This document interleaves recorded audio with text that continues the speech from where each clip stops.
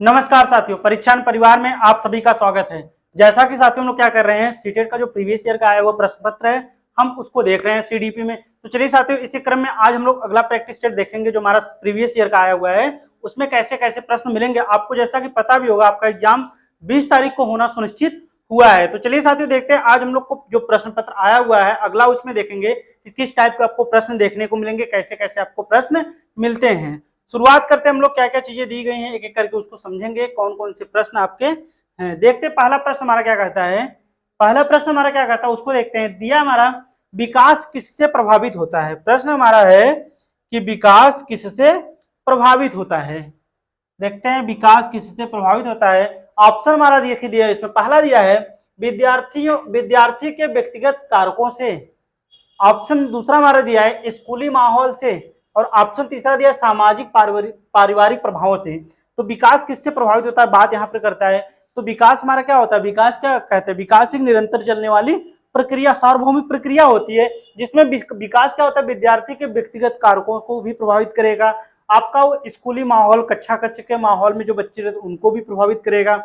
अगला है सामाजिक पारिवारिक। भाई सबसे ज्यादा प्रभाव तो समाज, बच्चे का क्या विकास का प्रभाव अगर बात करें तो समाज और परिवार पर ही सबसे ज्यादा उसका क्या होता है, प्रभाव पड़ता है। तो ऐसे में आपकी बातें तीनों सही कही गई। इस विद्यार्थी के व्यक्तिगत कारक पड़ेगा, स्कूली माहौल पे पड़ेगा, और सामाजिक प्रभावी कारक पे पड़ेगा। तो ऐसे में हमारा जो ऑप्शन सही होगा, देखते हैं जिसमें तीनों ऑप्शन दिए। तो हमारा डी वाला ऑप्शन दिया है, 1, 2 और 3 यही क्या होंगे, सही होंगे। कौन सा ऑप्शन सही होगा, ऑप्शन डी हमारा जो दिया है वही सही है। अगला प्रश्न देखते हैं क्या है हमारा। कथन दिया है, इसमें कथन को देखते हैं, कथन और कारण करके दिया है। अभिभावकों और अध्यापकों को सुनिश्चित करना चाहिए कि सभी विद्यार्थियों के बाल्यावस्था अनुभव सकारात्मक हो। मतलब जो अध्यापक होते हैं उनको ये सुनिश्चित करना चाहिए, और अध्यापक अभिभावक जो भी होते हैं दोनों को ये सुनिश्चित करना चाहिए कि सभी विद्यार्थियों के बाल्यावस्था अनुभव सकारात्मक हो। कारण देखिए क्या कहता है, बाल्यावस्था विकास के लिए एक संवेदनशील चरण है, खासकर संज्ञानात्मक और संज्ञानात्मक विकास के लिए। तो बात क्या होता है, आपका कथन जो दिया हो तो बिल्कुल सही है कि अभिभावक और अध्यापकों को सुनिश्चित करना चाहिए कि सभी विद्यार्थियों की बाल्यावस्था अनुभव क्या हो, एक सकारात्मक दृष्टिकोण के रूप में हो। और कारण क्या कहता है कि बाल्यावस्था विकास के लिए एक संवेदनशील चरण है, खासकर संज्ञानात्मक और संवेगात्मक विकास के लिए। तो ऐसे हमारा ऑप्शन जो होगा, कथन और कारण दोनों सही है। तो हमारा ऑप्शन देखते हैं, दिया पहला दिया है ए और आर दोनों सही है, और आर ए की सही व्याख्या करता है। तो इसमें पहला ही ऑप्शन हमारा जो दिया है वही क्या होगा, यहाँ पर सही हो जाएगा, ऑप्शन ए। अगला प्रश्न देखते हैं क्या है। अगला प्रश्न कहता है, बहुत छोटे बच्चों के सामाजिकरण के संदर्भ में कौन सा कथन सही है। मतलब बात करता है कि बहुत छोटे जो बच्चे होते हैं उनके सामाजिकरण के विषय में कौन सा कथन सही है। ऑप्शन ए है विद्यालय सामाजिकरण की प्राथमिक संस्था है। ऑप्शन ए कहता है कि विद्यालय सामाजिकरण की प्राथमिक संस्था है। ऑप्शन बी है परिवार सामाजिकरण की प्राथमिक संस्था है। और ऑप्शन सी हमारा कहता है सहपाठी समूह सामाजिकरण की क्या प्राथमिक संस्था है। और ऑप्शन डी है मुद्रक संचार सामाजिकरण की प्राथमिक संस्था है। तो बहुत छोटे जो बच्चे होते हैं, अगर सामाजिकरण के संदर्भ में उनकी बात करें तो पहली शिक्षा है, पहला विद्यालय कौन होता है उनके लिए, तो उनका परिवार होता है। और शिक्षक की बात करें तो उनके माता पिता और जो घर में फैमिली में होते हैं वो क्या होते हैं, माने जाते हैं। तो ऐसे में क्या होगा, परिवार सामाजिकरण की प्राथमिक संस्था है। पर ऑप्शन बी हमारा जो दिया है वही क्या होगा, यहाँ पर सही होगा। कौन सा ऑप्शन, ऑप्शन बी कि छोटे बच्चे के सामाजिकरण के लिए संदर्भ में कौन सा कथन सही है। तो हमारा ऑप्शन बी सही होगा, परिवार सामाजिकरण की प्राथमिक संस्था होती है। अगला प्रश्न देखते हैं, राष्ट्रीय शिक्षा नीति 2020 किस पर बल देती है। राष्ट्रीय शिक्षा नीति 2020 किस पर बल देती है। ऑप्शन ए लचीला बहुस्तरीय गति आधारित अधिगम। ऑप्शन बी है बच्चों के केवल संज्ञानात्मक विकास से संबंधित पहलू। ऑप्शन सी है राष्ट्रीय पाठचर्या के मानकीकरण पर क्या बल देती है। ऑप्शन डी बच्चों के स्मरण कौशल के मापन पर। तो राष्ट्रीय शिक्षा नीति अगर बात करें 2020 किस पर, क्या बच्चों के स्मरण कौशल की बात करती है, बिल्कुल नहीं। राष्ट्रीय पाठचर्या के मानकीकरण नहीं बात करती है, और ना ही बच्चों को केवल संज्ञानात्मक विकास, बल्कि क्या होता है इसमें जो पाठ्यक्रम हो वो क्या हो, लचीला और बहुस्तरीय आधारित अधिगम हो। हमारा ऑप्शन पहला ही जो दिया वही क्या होगा, यहाँ पर सही होगा। ऑप्शन ए हमारा जो दिया है वही सही है। बढ़ते अगला प्रश्न देखते हैं हमारा क्या है। प्रश्न दिया है, कंकड़ों से खेलते हुए एक बच्चा यह खोजता है कि दो कंकड़ों के दो समूह मिलकर 4 कंकड़ों का एक समूह बनाते हैं। बच्चे द्वारा किया गया यह अनुभव क्या दर्शाता है? मतलब कोई बच्चा होता है वो कंकड़ से खेलता है, उसमें एक बच्चा जो होता है 2 कंकड़ों से 2 समूह बनाता है, मिलकर 4 कंकड़ों का एक समूह बनाता है। तो ऐसे में बच्चे द्वारा किया गया यह अनुभव क्या दर्शाता है? ऑप्शन ए है क्या वह संरक्षण दर्शाता है, ऑप्शन बी है केंद्रीकरण, ऑप्शन सी आपका कहता है कि आत्म केंद्रिता, और ऑप्शन डी वस्तु अस्थायित्व। तो क्या दर्शाता है? अगर बच्चा कोई भी होता है तो 2 कंकड़ों से 2 कंकड़ों को मिलाकर 4 कंकड़ों का एक समूह बनाता है, तो ऐसे में बच्चे में क्या होगा, किस चीज क्या विकसित होगा? तो ऐसे में बच्चे में क्या होगा, संरक्षण विकसित होगा। ये जीन पियाजे की जो तीसरी अवस्था होती है किसमें होता है? मूर्त संक्रियात्मक अवस्था। मूर्त संक्रियात्मक अवस्था जो होती है उसी में क्या होता है, बच्चे में होता है। इसमें क्या क्या क्षेत्रफल हो गया, आयतन हो गया, इसके बाद संरक्षण इत्यादि चीजों को बच्चा क्या करता है, धीरे धीरे समझने लगता है। तो ऐसे हमारा ऑप्शन जो सही होगा वो हमारा ए वाला सही होगा। और ये अवस्था कब से कब चलती है? तो 7 से 11 वर्ष तक ये अवस्था चलती है। ठीक है, बढ़ते अगला प्रश्न देखते हैं। दिया है निशा अपना गृह कार्य पूरा करना सुनिश्चित करती है ताकि गृह कार्य पूरा ना होने के कारण अध्यापिका द्वारा शर्मिंदा किए जाने से बच सके। लॉरेंस कोहलबर्ग के नैतिक विकास के सिद्धांत के अनुसार इस तरह का तर्क किस चरण को दर्शाता है? मतलब निराशा, मतलब निशा जो बच्ची होती है क्या करती है, अपना गृह कार्य पूरा सुनिश्चित करने के लिए, ताकि गृह कार्य पूरा ना करने पर वो क्या होगा, अध्यापिका द्वारा शर्मिंदा होने से बचने के लिए लॉरेंस कोहलबर्ग के नैतिक विकास सिद्धांत के अनुसार इस तरह का कौन सा चरण होता है? क्या वह पूर्व परंपरागत चरण होता है, क्या परंपरागत चरण होता है, क्या उत्तर परंपरागत चरण होता है, क्या औपचारिक परंपरागत होता है? तो ये किस अवस्था में होता है? तो जीन पियाजे का जो परंपरागत अवस्था होती है, इन्होंने क्या बताया, 3 चरण और 6 सोपान बताए, परंपरागत, पूर्व परंपरागत और उत्तर परंपरागत इन्होंने स्तर बताए। इसके अंतर्गत उन्होंने 6 चरण बताए हैं। तो हमारा जो ऑप्शन सही होगा इसमें बी वाला ऑप्शन जो दिया है वही क्या होगा यहाँ पर सही होगा। अगला देखते हैं, लेव वाइगोस्की का सिद्धांत मुख्यतः डैश डैश के विकास पर पड़ने वाला प्रभाव की व्याख्या करता है। मतलब लेव वाइगोस्की का सिद्धांत किस चीज पर, मतलब विकास पर पड़ने वाले किस चीज के प्रभाव पर व्याख्या करता है? ऑप्शन ए है क्या जैविक परिपक्वता और संवेगात्मक पर, ऑप्शन बी कहता है आरोप पर, प्रतिरूप और नैतिक पर, ऑप्शन सी है सांस्कृतिक उपकरण और संज्ञानात्मक, और ऑप्शन डी है पुरस्कार, दंड और व्यवहार। तो जीन ये बात करता है लेव वाइगोस्की की। ये क्या थे, एक रूसी मनोवैज्ञानिक थे। इन्होंने जो बताया, इन्होंने क्या कहा, बच्चे का उन्होंने अपने सांस्कृतिक सामाजिक सिद्धांत दिया। तो ऐसे में जो प्रभाव पड़ेगा बच्चे पे, ऑप्शन सी हमारा जो दिया है सांस्कृतिक उपकरण और संज्ञानात्मक का उसके ऊपर प्रभाव पड़ता है। ऑप्शन सी हमारा जो दिया है वही क्या होगा सही होगा, क्योंकि इन्होंने जो बच्चों को सीखने के लिए क्या होता है, समाज से उसने कोरिलेट करके अगर कोई भी चीज सीख रहा है तो उसके लिए क्या होगा, सुदृढ़ माना जाएगा। ऑप्शन सी हमारा जो दिया है वही क्या होगा यहाँ पर सही होगा। अगला प्रश्न देखते हैं, लेव वाइगोस्की के सिद्धांत के अनुसार एक अध्यापिका को क्या करना चाहिए? लेव वाइगोस्की के सिद्धांत के अनुसार एक अध्यापिका को क्या करना चाहिए? ऑप्शन ए संकेत और इशारे देकर विद्यार्थियों को उपयुक्त पाठ प्रदान करनी चाहिए, ऑप्शन बी है कि इनके बीच सहभागिता और चर्चाओं पर प्रतिबंध लगाना चाहिए, मतलब विद्यार्थियों के बीच सहभागिता और चर्चाओं पर क्या प्रतिबंध लगा देना चाहिए। ऑप्शन सी कहता है कि विद्यार्थियों की अधिगम प्रक्रिया में वयस्कों के पूर्ण अहस्तक्षेप की प्रणाली अपनानी चाहिए। ऑप्शन डी है विद्यार्थियों के व्यवहार को अनुकूलित करने के लिए बारंबार नकारात्मक पुनर्बलन देना चाहिए।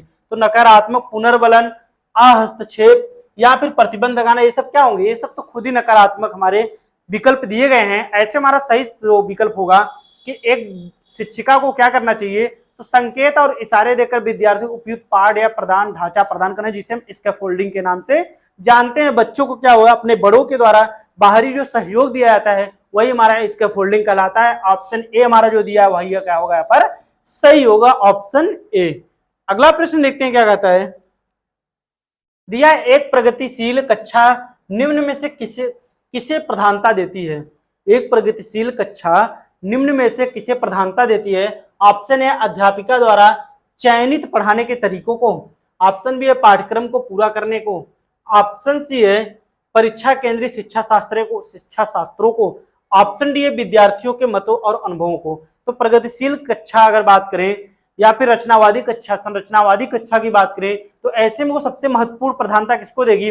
विद्यार्थियों के मतों और अनुभव के। विद्यार्थी के जो मत होते हैं और उनके जो पूर्व अनुभव होते हैं उसको सबसे ज्यादा क्या करेगी, वो प्रधानता देगी। तो हमारा ऑप्शन डी वाला सही होगा, बाकी ऑप्शन सही नहीं होंगे। अध्यापक का चयनित पढ़ाने को, पाठ्यक्रम को पूरा करने को, परीक्षा केंद्रित, ये सब क्या होंगे, नहीं होंगे। विद्यार्थियों के मतों और अनुभव को प्रधानता दी जाती है। ऑप्शन डी सही है। अगला प्रश्न देखते हैं, हार्वर्ड गार्डनर के बुद्धि संकल्पना के अनुसार निम्न में से कौन सा कथन सही नहीं है। हार्वर्ड गार्डनर ने जो बहुबुद्धि का सिद्धांत दिया है, उनकी संकल्पना के अनुसार निम्न में से कौन सा कथन सही नहीं है। ऑप्शन ए है, बुद्धि लब्धि किसी व्यक्ति के भविष्य में सफल होने की संभावना का सबसे सटीक अनुमान है। ऑप्शन बी है, बुद्धि वातावरणीय कारकों द्वारा प्रभावित नहीं होती है। ऑप्शन सी है, व्यक्तियों में विभिन्न प्रकार की बुद्धियों के विभिन्न स्तर पाए जाते हैं। और ऑप्शन डी है, बुद्धि के सामूहिक परीक्षण विद्यार्थियों के बुद्धि स्तर का सर्वोत्तम मापने का जरिया होता है। ऐसे में हार्वर्ड गार्डनर ने अपना जो सिद्धांत दिया, बहुबुद्धि का सिद्धांत इन्होंने दिया था, इन्होंने 1983 में ये सिद्धांत दिया। और इनकी पुस्तक कौन सी थी, फ्रेम्स ऑफ माइंड। कौन सी पुस्तक थी, तो फ्रेम्स ऑफ माइंड में इन्होंने ये सिद्धांत को दिया है, जिसमें इन्होंने क्या बताया है कि बुद्धि एकाकी नहीं होती है, बल्कि क्या होती है कि सभी व्यक्तियों में विभिन्न प्रकार की बुद्धियों के विभिन्न स्तर पाए जाते हैं। ठीक है, तो हमारा सी ऑप्शन जो होगा वही क्या होगा, सही होगा। और इन्होंने कुल मुख्य कितने प्रकार की बुद्धि बताई, तो 9 प्रकार की इन्होंने बुद्धि बताई। ऑप्शन सी हमारा जो दिया वही क्या होगा, सही होगा। अगला प्रश्न देखते हैं, समकालीन सिद्धांतों के अनुसार किस प्रकार का कक्षा माहौल संज्ञान को सुसाधित करता है। समकालीन सिद्धांतों के अनुसार किस प्रकार का कक्षा माहौल संज्ञान को सुसाधित करता है। ऑप्शन है, मुद्रक संपन्न और संसाधन पूर्ण परिपूर्ण। ऑप्शन बी है, भयमुक्त और धमकी भरा। ऑप्शन सी अगम्य और बहिष्कारी। और ऑप्शन डी उपदेशात्मक और पाठ्यपुस्तक केंद्रित। तो पाठ्यपुस्तक केंद्रित की बात ही नहीं करता है, अगम्य और बहिष्कारी नहीं, भययुक्त और धमकी भरी, बल्कि मुद्रक संपन्न और क्या होगा, संसाधन पूर्ण। कक्षा कक्ष में ऐसा माहौल उत्पन्न करना चाहिए जिसमें बच्चे क्या करें, टीएलएम के माध्यम से, मतलब टीचर लर्निंग मटेरियल जो हमारा होता है, इसके बाद कक्षा का माहौल ऐसा हो, उनके लिए बैठने की व्यवस्था अच्छी तरीके से हो, बच्चा कहीं मतलब किस स्थान पर बैठ के आसानी से शिक्षा को ग्रहण कर सके, इन सब चीजों क्या करना चाहिए, हमारे कक्षा कक्ष में परिपूर्ण उपलब्ध कराना चाहिए। तो ऐसे हमारा ऑप्शन जो सही होता है, ऑप्शन ए वाला जो दिया है वही क्या होगा यहाँ पर सही होगा, ऑप्शन ए। अगला प्रश्न देखते हैं, जेंडर क्या है, दिया है जेंडर क्या है। ऑप्शन ए, सामाजिक संरचनाओं द्वारा निर्मित होता है। ऑप्शन बी, पूरी तरह वंशागत कारकों द्वारा निर्धारित होता है। ऑप्शन सी, अनुवांशिक लक्षणों द्वारा पूर्व निर्धारित होता है। और ऑप्शन डी, एक जन्मजात प्रवृत्ति है। तो आपको पता होगा कि जेंडर जो होता है ये क्या होता है, ये सब आनुवंशिक, वातावरण, ये सब चीजों की बात नहीं करता। ये सब चीजें क्या होती है, सब गलत, लेकिन ये क्या ऐसी चीजें हैं तो हमारे समाज के द्वारा इसको क्या होता है, बनाया गया है, सामाजिक संरचनाओं द्वारा क्या होता है, ये निर्मित होता है, जिसको क्या करना चाहिए, हमको खत्म करना चाहिए। ठीक है, ऑप्शन हमारा जो ए दिया वही क्या होगा यहाँ पर सही होगा कि जेंडर एक सामाजिक संरचनाओं द्वारा निर्मित होता है।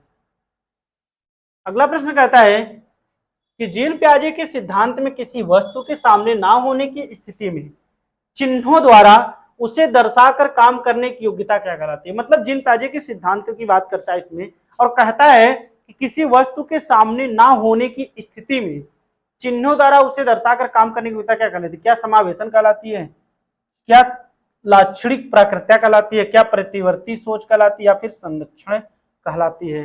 तो हमारा क्या कहलाती है, किसी वस्तु के सामने ना होने की स्थिति में भी क्या कर सकते हैं हम, उसको चिन्हों द्वारा मतलब संकेतों के द्वारा दर्शाकर काम करने की क्या कहलाती है। तो हमारा क्या समावेशन नहीं कहलाती, ना वो प्रतिवर्ती सोच, ना संरक्षण, बल्कि क्या कहलाती है, लाक्षणिक प्राकृत्या कहलाती है। जीन पियाजे की दूसरी अवस्था होती है पूर्व संक्रियात्मक अवस्था।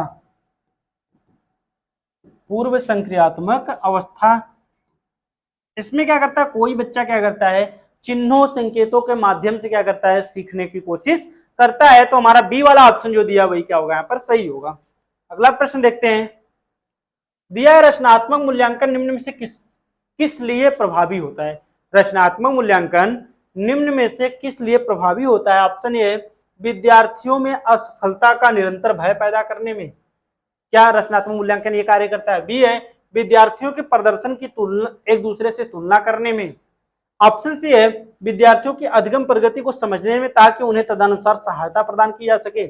ऑप्शन डी है, विद्यार्थियों के नामीकरण, वर्गीकरण और विशेष विद्यालय निर्दिष्ट करने के लिए। तो नामीकरण, वर्गीकरण नहीं करना हमको, और तुलना भी नहीं करनी, ना उनको भय पैदा करना है। तो रचनात्मक मूल्यांकन सबसे जरूरी क्या होता है, इसमें क्या होता है, विद्यार्थियों की अधिगम प्रगति को समझने में ताकि उन्हें तदनुसार सहायता प्रदान की जा सके, ये हमारी क्या कहते हैं रचनात्मक मूल्यांकन कहलाता है। तो ऑप्शन हमारा जो सी दिया है वही क्या होगा यहाँ पर सही होगा। अगला प्रश्न देखते हैं, कथन दिया हमारा, एक कक्षा में अध्यापिका को विद्यार्थियों को अपने विचारों के मौखिकरण, चर्चा और वैचारिक बहस के लिए क्या उनको बढ़ावा देना चाहिए। भाई एक कक्षा में अगर अध्यापिका रहेगी उसको अपने विद्यार्थियों में मौखिकरण, विचार, चर्चा, परिचर्चा, वैचारिक जो बहस करने के लिए क्या उन्हें बढ़ावा देना चाहिए। देखते कारण क्या कहता है, भाषा विकास और संज्ञानात्मक विकास किसी भी सतह से एक दूसरे से संबंधित नहीं है। तो भाषा विकास और क्या होता है संज्ञानात्मक विकास किसी भी सतह से क्या संबंधित नहीं है, ये तो बात सरासर आपकी क्या होगी गलत है, क्योंकि भाषा विकास और संज्ञानात्मक विकास एक दूसरे से परिपूर्ण रूप से संबंधित होते हैं। और पहली बात एक कक्षा में अध्यापक को क्या अपने विचारों के, बच्चों के विचारों को मौखिकरण, चर्चा और वैचारिक भाषा में शामिल करना चाहिए, ये हमारा कथन बिल्कुल सही है। तो इस प्रकार से हमारा क्या होगा, देख लेते हैं ऑप्शन पहला दिया है और व्याख्या नहीं करता, मतलब व्याख्या करता है दोनों, फिर ए और दोनों सही लेकिन आर से व्याख्या नहीं, ए सही है लेकिन आर गलत। हमारा सी वाला ऑप्शन जो होगा वही क्या होगा यहाँ पर सही होगा, कि ए सही है लेकिन आर गलत है। हमारा सी ऑप्शन जो दिया वही सही है। अगला प्रश्न देखते हैं, निम्न में से कौन सा अवधान न्यूनता, अतिक्रियाशीलता, विकार, जिसे हम एडीएचडी का प्रारूपिक लक्षण क्या है। तो निम्न में से कौन सा अवधान न्यूनता, अतिक्रियाशीलता, विकार, जिसे हम क्या कहते हैं एडीएचडी के नाम से जानते हैं, उसका प्रारूपिक लक्षण क्या होता है। लंबी अवधि के लिए केंद्रित रहना, आगे दिया धीमी क्रियाशीलता स्तर, या फिर क्या करता है आवेगशीलता, या फिर कार्य व्यवस्था का उच्च स्तर। तो हमारा एडीएचडी होता है वो लंबी अवधि के लिए क्या करता है केंद्रित रहना, धीमी क्रियाशीलता स्तर नहीं होगा, कार्य व्यवस्था को, बल्कि क्या होगा आवेगशीलता। इसमें कोई बच्चा क्या कर सकता है अपने बिना पूर्व विचार के कोई मतलब किसी भी कार्यों को वो करने लगता है, वही हमारा क्या कहलाता है आवेगशीलता कहलाता है। तो ऑप्शन हमारा कौन सही होगा, ऑप्शन हमारा जो सी दिया है वही क्या होगा यहाँ पर सही होगा। अगला प्रश्न देखते हैं, निम्न में से कौन सा कथन अधिगम आवश्यकताओं जैसे कि पठन वैकल्प, गुणज वैकल्प इत्यादि के संदर्भ में सही है। तो अधिगम आवश्यकताओं की बात करता है कि जैसे कि पठन वैकल्प, गुणज वैकल्प इत्यादि के बारे में सही है। ऑप्शन पहला दिया अधिगम असक्तता से जूझते सभी विद्यार्थी एक जैसे होते हैं, क्या बात सही है। बी कहता है, ऑप्शन देखिए हमारा क्या कहता है कि अधिगम असक्तता से जूझते विद्यार्थियों के अधिगम आकलन के लिए मानकीकृत परीक्षण सबसे बेहतर होते हैं क्या। ऑप्शन सी कहता है अध्यापक केंद्रित शिक्षा शास्त्र अधिगम असक्तता से जूझते विद्यार्थियों के संज्ञानात्मक विकास को सुसाधित करने सर्वोत्तम होते हैं। ऑप्शन डी हमारा देखिए क्या कहता है अधिगम असक्तता तंत्रिका संबंध और वातावरणीय दोनों तरह के कारकों से प्रभावित होता है। तो अधिगम असक्तता शब्द का प्रयोग सर्वप्रथम 1963 में किसने किया था, सैमुअल क्रिक ने किया था। तो इस हिसाब से ऑप्शन हमारा जो डी दिया है वही क्या होगा सही होगा, क्योंकि ये क्या होता है दोनों कारकों चाहे वो अधिगम असक्तता तंत्रिका संबंधी और वातावरणीय कारक जो होते हैं दोनों कारकों से प्रभावित होता है। ऑप्शन डी हमारा जो दिया वही सही है। अगला देखते हैं प्रश्न, श्रवण बाधिता से जूझते विद्यार्थियों के लिए निम्न में से अधिगम का कौन सा तरीका प्रभावशाली नहीं होगा। पूछा है कि श्रवण बाधिता से जूझते विद्यार्थियों के लिए निम्न में से अधिगम का कौन सा तरीका प्रभावशाली नहीं होगा। ऑप्शन ए दृश्य गतिज, ऑप्शन बी है व्याख्यान, ऑप्शन सी क्रिया आधारित, ऑप्शन डी है बहुस्तरीय। तो श्रवण बाधिता से बात करता है जूझते विद्यार्थियों के लिए, तो इसमें से क्या होगा, क्या पूछा है कौन सा प्रभावशाली तरीका नहीं होगा। तो ऑप्शन क्या होगा इसमें, तो ऑप्शन जो हमारा आयोग वो बी माना था, लेकिन ऑप्शन क्या होगा है पर आपका ऑप्शन जो होगा वो सी सही होगा, क्रिया आधारित जो ऑप्शन सही होगा वो सी होगा, लेकिन आयोग ने इसको क्या माना है वो बी माना था। इस चीज को ध्यान देंगे जो कि गलत है। तो ऑप्शन अब से कौन सही होगा, क्रिया आधारित, ऑप्शन जो सी दिया है वही क्या होगा यहाँ पर सही होगा। अगला प्रश्न देखते हैं, प्रतिभाशाली विद्यार्थियों की जरूरतों को पूरा करने के लिए निम्न में से कौन सा कदम नहीं अपनाना चाहिए। मतलब प्रतिभाशाली विद्यार्थियों की जरूरत को पूरा करने के लिए निम्न में से कौन सा कथन नहीं अपनाना चाहिए। ऑप्शन ए है उत्तेजक संवर्धन गतिविधियां प्रदान करना, ऑप्शन बी है मानकीकृत पाठचर्या को लागू करना, ऑप्शन सी है विद्यार्थियों को स्वतंत्र जो परियोजनाएं करने की अनुमति देना या पाठचर्या त्वरण के लिए लचीलापन रखना। तो पूछता है, आप क्वेश्चन को ध्यान से पढ़िए, प्रतिभाशाली विद्यार्थियों को जरूरत को पूरा निम्न में से कौन सा कदम नहीं अपनाना चाहिए। उत्तेजक संवर्धन गतिविधियां प्रदान करना, ये होता है मानकीकृत पाठचर्या, मानकीकृत नहीं करना है, ये ऑप्शन नहीं होगा। आपका बी वाला जो दिया है वही क्या होगा यहाँ पर सही होगा, ऑप्शन बी की मानकीकृत पाठचर्या को लागू करना। अगला प्रश्न देखते हैं, एक समावेशी कक्षा में स्वलीनता से जूझते विद्यार्थी की जरूरत को पूरा करने के लिए निम्न में से क्या प्रभावी होगा।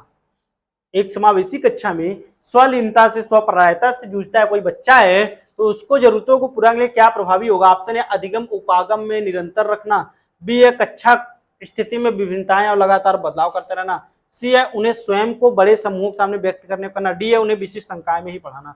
तो विशिष्ट संकाय में पढ़ाना, उन्हें स्वयं के बड़े समूह के सामने व्यक्त करने को कहना, या फिर बदलाव करना, बल्कि अधिगम उपागम जो होता है सीखने के तरीके में क्या होता है बदलाव करना चाहिए। ऑप्शन हमारा जो ए दिया है वही क्या होगा यहाँ पर सही होगा, ऑप्शन ए। बढ़ते अगला प्रश्न देखते हैं। अधिगम के सामाजिक संज्ञानात्मक मत के अनुसार विद्यार्थी किस प्रकार सबसे बेहतर सीखते हैं। अधिगम के सामाजिक संज्ञानात्मक मत के अनुसार विद्यार्थी किस प्रकार सबसे क्या होते हैं बेहतर सीखते हैं, किस प्रकार सबसे बेहतर सीखते हैं। ऑप्शन ए कहता है वयस्कों की निष्क्रिय नकल द्वारा, क्या वयस्कों की निष्क्रिय नकल द्वारा। ऑप्शन बी अपने वातावरण से सक्रिय संलग्नता द्वारा।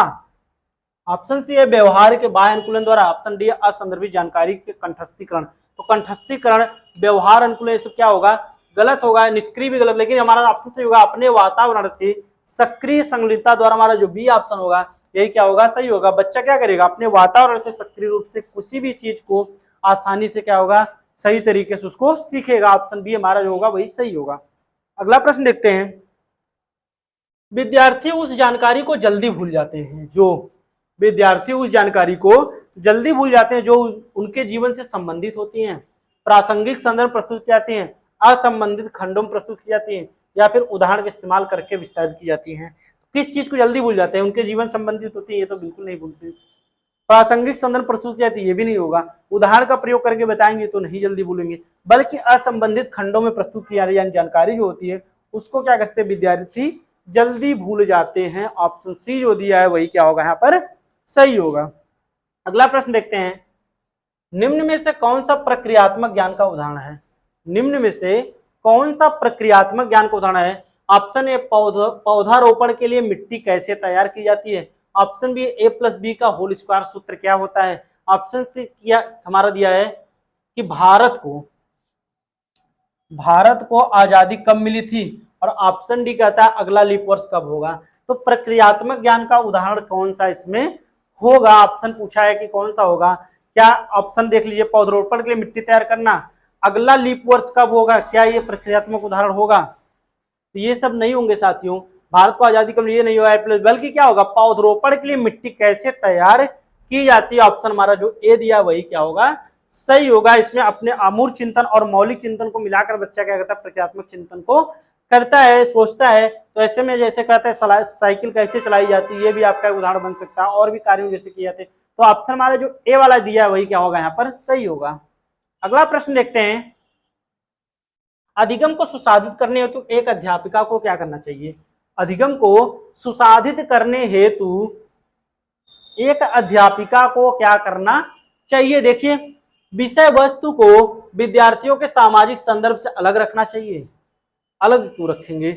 संप्रत्यय मानचित्रण के इस्तेमाल को हतोत्साहित करना चाहिए, तो ऐसे भी गलत हो गया आपका। विद्यार्थियों में उच्च स्पर्धी प्रतिस्पर्धा को प्रोत्साहित करना चाहिए, ये भी गलत हो गया आपका। अब पहला वाला तो गलत ही हो गया। विद्यार्थियों को ज्ञान सृजन के अवसर प्रदान करने चाहिए। ऑप्शन डी देखिए इस प्रकार सॉल्व करिए। ऑप्शन डी जो दिया है वही क्या होगा यहाँ पर सही होगा कि विद्यार्थियों क्या होता है ज्ञान के सृजन के लिए नए नए क्या होते हैं अवसर प्रदान करने चाहिए। ये अधिगम को सुसाधित बनाता है। ऑप्शन डी हमारा जो होगा वही क्या होगा यहाँ पर सही होगा। अगला प्रश्न देखते हैं। आपकी कक्षा में कुछ विद्यार्थी दिए गए सवाल को हल करने में दिक्कत महसूस करते हैं। आपकी कक्षा में कुछ विद्यार्थी दिए गए सवाल को हल करने में दिक्कत महसूस कर, ऐसे में क्या होगा दी गई समस्या में और अधिक गैर जरूरती जोड़ देंगे उनके अंदर, मतलब गैर जरूरती समस्याएं दे देंगे। उन्हें सामग्री के परंपरागत इस्तेमाल के लिए बाध्य रहने के लिए निर्देश देंगे। उन्हें अपने दोस्त की कॉपी से उत्तर नकल करने को कहेंगे। ऑप्शन डी है उन्हें समान तरह की समस्याएं उन्हें पहले हल की थी पर चिंतन करने के लिए कहेंगे। तो हमारा देखते हैं, ये तो पहले ऑप्शन गलत हो गया। उन्हें सामग्री के लिए बाध्य ये भी नहीं करेंगे अपने दोस्त कॉपी, बल्कि ऑप्शन सी होगा आपका उन्हें समान तरह की समस्याएं जो उन्हें पहले की थी, मतलब बच्चे को कहेंगे उनको ऐसी समस्याएं देंगे जो अपने पूर्व ज्ञान में वो किया रहेगा। अगर पूर्व ज्ञान को जो को रिलेट करके उसको अगर वो सीखेगा तो क्या करेगा, उन समस्याओं का समाधान वो कर लेगा। तो ऑप्शन हमारा कौन सही होता है यहाँ पर, ऑप्शन डी हमारा जो दिया है वही क्या होगा यहाँ पर सही होगा, ऑप्शन डी। अगला प्रश्न देखते हैं। कथन दिया है कि एक ऐसा कक्षा माहौल तैयार करना जरूरी जहां विद्यार्थी अपनी भ्रांतियों को व्यक्त कर सके। मतलब एक ऐसा कक्षा माहौल तैयार करना है जहां पर क्या कहता है कि विद्यार्थी अपनी भ्रांतियों को व्यक्त कर सके। कारण देखिए क्या कहता है, भ्रांतियों पर चर्चा करना अधिगम प्रक्रिया के लिए संगत या महत्वपूर्ण है।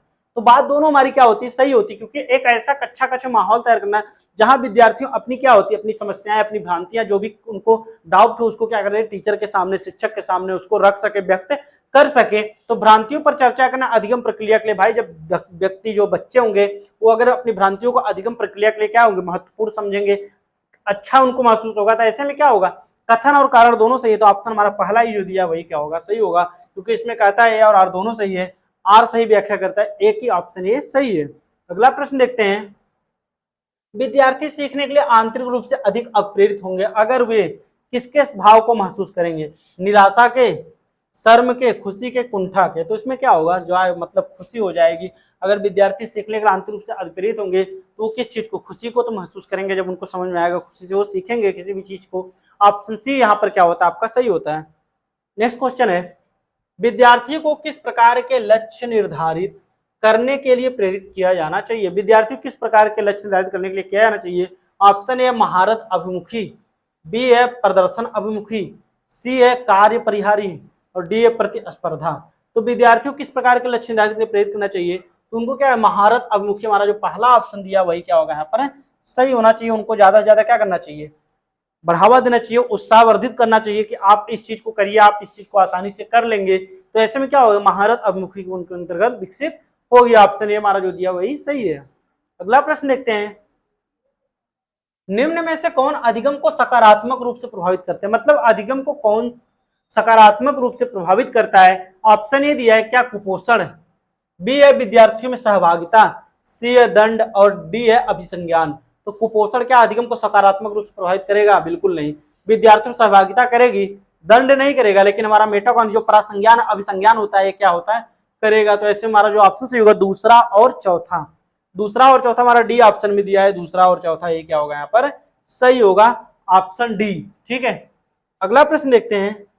विद्यार्थी ज्ञान सृजन प्रक्रिया में भूमिका निभाते हैं किस चीज की, क्या सक्रिय, क्या निष्क्रिय, अधीन, नगण्य। नगण्य, अधीन, निष्क्रिय बात नहीं है, आप पहले से ही पढ़ते आएंगे। जो विद्यार्थी होते हैं वो ज्ञान में कैसी भूमिका निभाते हैं, तो वो सक्रिय भूमिका निभाते हैं। कौन सी भूमिका निभाते हैं, तो सक्रिय भूमिका निभाते हैं। तो ये थे आपके 30 प्रश्न जो क्या हुए, कंप्लीट हुए। तो आप हमारे चैनल को अगर सब्सक्राइब नहीं किए, चैनल सब्सक्राइब कर लें, वीडियो को लाइक करें और ज्यादा से ज्यादा क्या करें, वीडियो को शेयर करें। तो साथियों आपको कोई भी डाउट हो तो कमेंट सेक्शन में पूछ सकते हैं। हमारा साथ देने के लिए आप सभी का बहुत बहुत धन्यवाद।